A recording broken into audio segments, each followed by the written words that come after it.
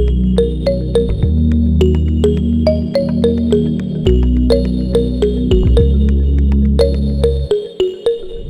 guys, how are you? I hope you're good. Today I'm here for another book review. Today I will be reviewing Mexican Gothic by Silvia Moreno-Garcia, and this is a new release that came out earlier this year. This is a book that's been getting a lot of buzz, a lot of hype, a lot of mixed reviews, and I will say that initially I was interested in picking this up, but then upon reading some reviews it made me even more intrigued about this book because I was reading a lot of hit or miss reviews. People loved it, people were mad about it, and some people hated it, and I was really curious to see, I can't speak, I was really curious to see what I would think, and I really liked it. So I'm really looking forward to talking about this book with you. But before we get into the book, let's talk a little bit about the author.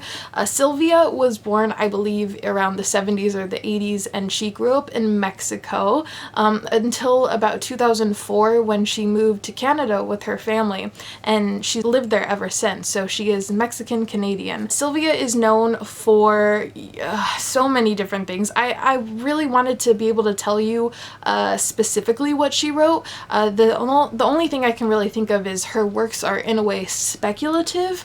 I'm not sure if that makes sense. She writes in a lot of different genres, to say the least, and I think that's super interesting because I feel as if a lot of authors, you know, they find what they're good at and they stick to that. They find their niche. Either, you know, a lot of authors are like Stephen King, like they're known for being a horror writer, or they're known for writing thrillers, or they write YA, or they write whatever, you know, or middle grade. But she seems to be going all over the board, and I think that's really great because I bet, you know, anyone could look into this author and probably find something that they like in her work. So I thought that was really neat. I do want to say that Mexican Gothic is the only book that I've read from this author, though I do plan to pick up more because she has a very interesting writing style, and I would love to see how that works in other genres. So I'm really curious to pick up her stuff. But anyway, that's all I really know about Silvia. I can't tell you anything else besides that I really want to read more of her work. So let's get into the book. Mexican Gothic is obviously a Gothic. It is a Gothic horror novel, and you know, when you typically think of a Gothic story, I think you think of, say, Wuthering Heights, and Wuthering Heights has that atmospheric feeling, of course, but then there's also some romance dabbled in there. But Mexican Gothic is not that at all when it comes to romance. So don't go into Mexican Gothic thinking that you're gonna get you know, an angsty romance, because that's not what this book is about at all in the slightest, really, to be honest. So just know that. This story, we follow our main character, Noemi, and Noemi is a young 20-something woman, and she lives in Mexico with her family. She is young, like I said, she is enjoying her life. She is what I would say socialite in a way. You know, she's living her life, having fun, partying, but she's also thinking about school, and she's thinking of studying anthropology, so she's just, you know, living her life, doing whatever she wants.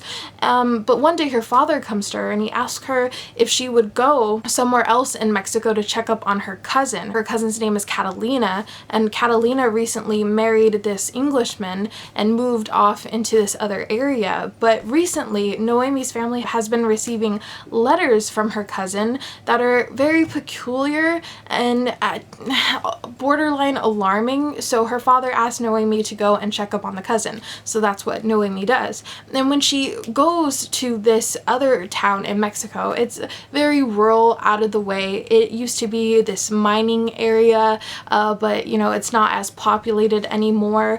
But she goes to her cousin who lives in this big old mansion home, very Gothic-esque, obviously, and it's here that she tries to see what's going on. Why is her cousin writing these letters? What is truly going on here? And the story follows the mystery of her trying to just figure out and get to the core of what is going on within this house that is spooky, that's off, that is making her cousin act strange. That's the story, and I don't want to go into too much when it comes to more in-depth stuff just because I don't want to spoil anything, but this story is a slow burner, to say the least. It is a slow burn story, and I do want to say right off the bat that this book is not going to be for everyone, because I understand a lot of the mixed reviews of this book. A lot of people find this book to be slow, boring even, and it takes a while for you to really get into the thick of things when it comes to the story, and I completely understand that. So if you're someone that needs a book that's just go, go, go, if you need a lot of action, if you need a lot of just things that are just pulling you on, keeping you enticed, I wouldn't say that this is necessarily that book. This is definitely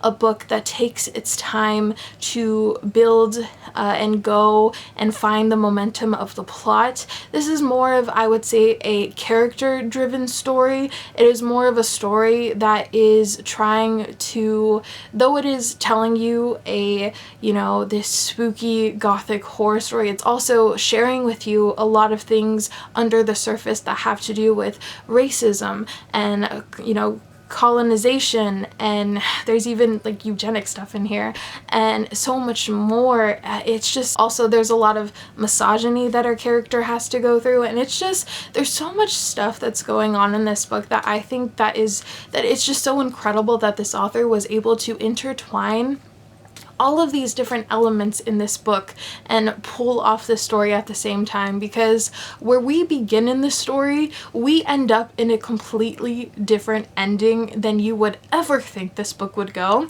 I had no idea where the story was going from the beginning. I thought it would be a typical, you know, spooky ghost story, but it went into completely different directions than I had been anticipating, and I was completely thrown off you know, I was really happy with the outcome of the story. I was very pleasantly surprised, and I loved the path that it decided to take. And I think that Silvia did a masterfully beautiful job at telling the story, because I think it takes someone that's talented and able to pull off a writing style that's both spooky and creepy and, you know, to make you feel very uncomfortable, but also to write something that's beautiful at the same time. And she's able to do that. She's able to write such uncomfortable, you know, settings and just things that are going on with this book, with also telling it in a way that's really pretty, if that makes sense, but also very blunt and straight to the point.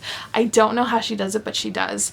I think one of the highlights of this book, like I said before, are the characters. I loved our main character, Noemi, so much, and I think she will be relatable to a lot of people, to a lot of young girls, to say the least. Noemi is she's very charming, she's very witty, but she's also very strong-willed, and Silvia writes her in a way to where she's not just surface level witty, she's got a lot of layers to her. She builds her up, and you form an attachment to her, I think, by the end. And I was very attached to her too, just because I think, you know, I myself, I'm Mexican, right? You know, I'm the whitest Mexican you will ever meet, but I'm Mexican on both my dad's and my mom's side of the family. So reading about her, I felt like I can relate to her in a way, just because we're around the same age and just, you know, backgrounds and whatnot, and just the things that she goes through as a character, the way that certain characters in this book view her, the way they look down on her, the way they judge her on her looks and the color of her skin and things like that.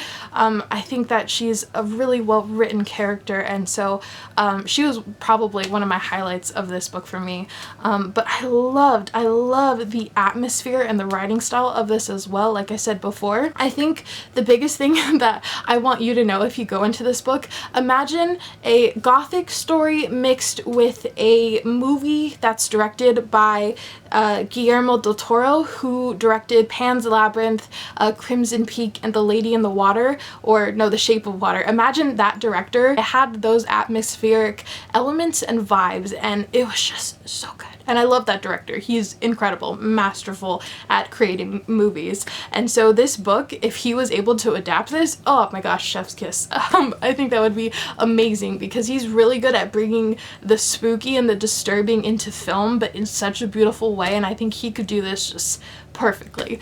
But yeah, so besides writing, I think the plot itself is gonna blow people away in such a way to where they're either gonna love it or they're gonna hate it, because it is bizarre, so strange, completely out there. I mean, I want to say so much stuff right now, but I can't because of spoilers, but it is so weird, and you're either gonna accept it and roll with it, or you're gonna say, no, this is not for me, this is kind of gross, I'm out of here. But I really liked it. I really liked it, so it was for me. I enjoyed it. Besides that, like I said, this is such a good book. I really liked it. I love everything, the commentary that it was providing with, you know, this ghost story. You know, it said so much, you know, in such a short amount of time too. This book is only 300 pages, and it kept my attention the entire time, but at the same time I can see why some people didn't enjoy it. So this could be for you, but you might not enjoy it. I really liked it. It was spooky, it was intriguing, it had great characters, it went to places that I didn't think it would, and it made me feel a little bizarre at times. I would love to know if you've read this. What are your thoughts and opinions? Did you enjoy it? Did you think it was okay? Did you not like it? Let me know. I would love to discuss in the comments below. I think that's it. Yeah. I hope you have a good weekend, and I will see you next week, hopefully with more reviews. I'm not sure if I'm going to continue with horror reviews because October is going to be over, or if I will switch to some fantasy because I'm in a fantasy mood, but we shall see. Have a good one, guys. I'll see you later. Bye.